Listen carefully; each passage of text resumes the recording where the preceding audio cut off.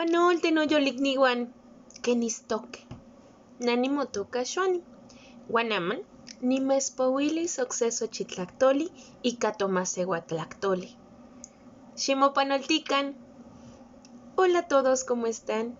Mi nombre es Xuani y el día de hoy quiero compartir con ustedes otro poema escrito en lengua náhuatl.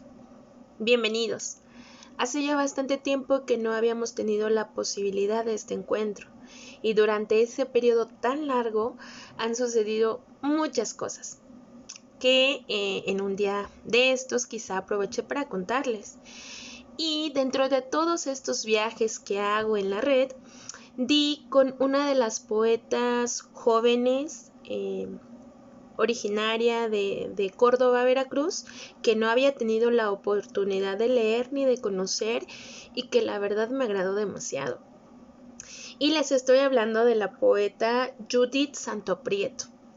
Elegí un poema en especial que al leerlo me llevó como a este encuentro que de repente tenemos con la naturaleza y sobre todo con las plantas.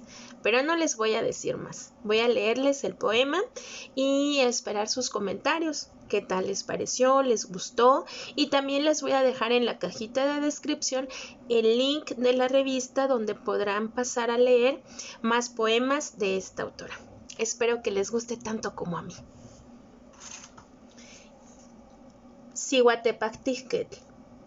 Se sihuatl motectemique pancuetlapazolcuititlamitl y temiquilis tepalcatlatomoni tlen titletl atiyatilia tlachichihualistli comali pampactemiquilistli malhuilsochimeh camauia huanquilia tlacayolistli temitoc y catolchichihuanih. Mujer curandera.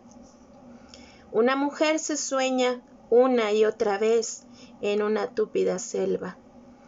Sus sueños son truenos de cristales, de la piedra lumbre que derrite la maldad en el comal. En los sueños de la curación, las plantas sagradas le anuncian que el cuerpo está plagado de animales invisibles. Miectlasocamati, timotasque panoxetonale. Muchísimas gracias. Nos vemos otro día. Adiós.